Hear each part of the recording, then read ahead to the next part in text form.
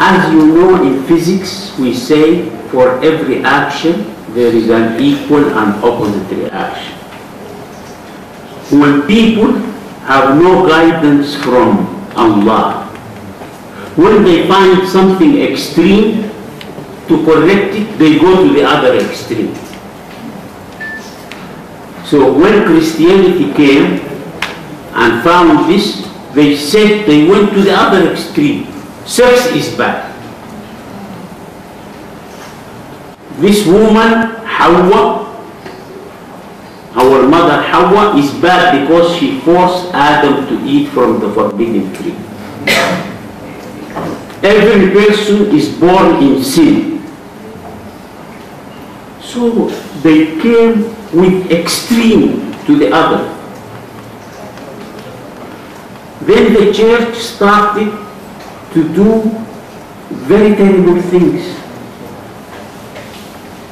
As Bertrand Russell, the famous philosopher of England, says, millions of women in Europe were burned to death because they were accused of having sexual relation with Iblis as witches.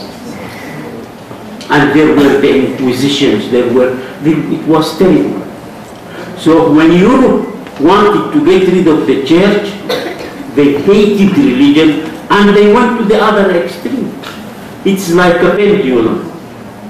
The Greeks and the Romans, then Christianity, the church, then now we are seeing another form of extreme behavior. Let us talk about homosexuality.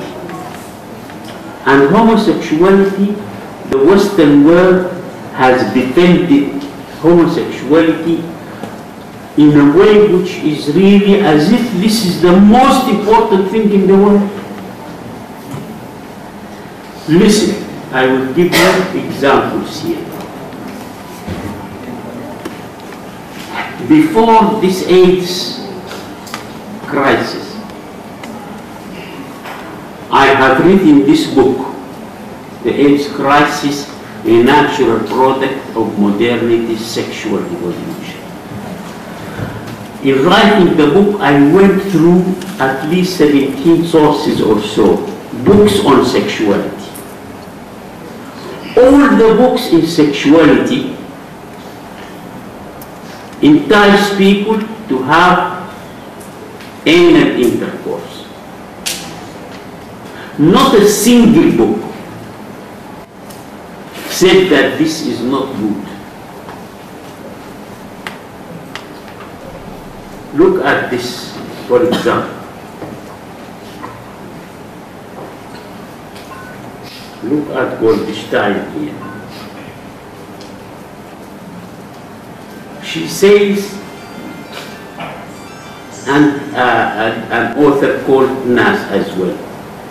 They say, why do we hate to have anal sex? Though the rectum has a lot of nerve endings that give pleasure. They say it is only a process of conditioning.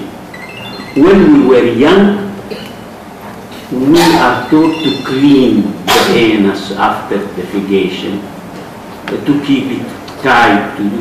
So when people now grow up, then they learn that this is not a good place to have sex. But this is only childish, you stupid people. Go ahead and I can read for you things here that are terrible. One of them would say, talking about how to relax the sphincter of the anus so that intercourse will be easy. What lubricant to use, what this. These are textbooks taught in the universities.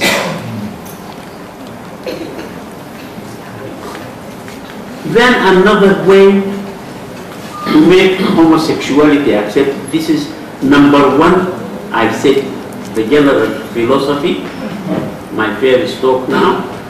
The general philosophy is an extreme worldview which is ruling the Western world. how to defend, how to apply in homosexuality. First, they encourage homosexuality and anything therefore. Then to prove to people, they use statistics. For example, I quoted in this book that they say half of 100,000 married women said that their husbands sodomized them.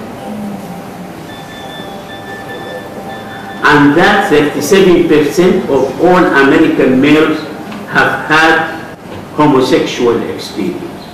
So why are they bringing these statistics? To show people that it is okay, everybody is doing it, why am I not doing it? Then when you say about more than half women have this, then a woman would say, "Khalas, half the women are doing it, why don't I do it?" So they use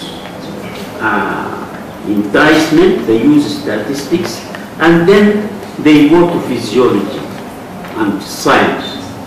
Because here people can easily be affected if you, oh, it is a scientific thing, it happens so and so. So here you can see one of the most important studies that try to prove that homosexuality is found in man, as if it is inherited. The man is called Simon Levay, and he made a study. You notice that when a person, a scientist, so-called scientist, because most of these people are paid by the gay revolution. When they say something about homosexuality positive, you will find it in the Time, in the Newsweek with big letters. You will find it in the CNN. They talk about it. But when other scientists go and prove that this scientist was wrong and was a liar, they don't publish it. You only find it in professional journals. What did Simon Levay say?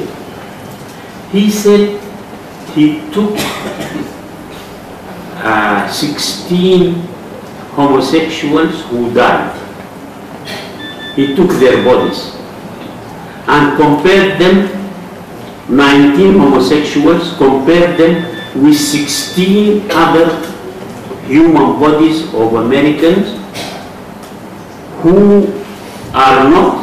He presumed they were not homosexual, but he knew nothing about their lives because they are dead. And he made a section of the hypothalamus in the brain. And he said he discovered that the hypothalamus in the brains of the homosexuals, the cells are different from those whom he considered to be heterosexuals. And then at the CNA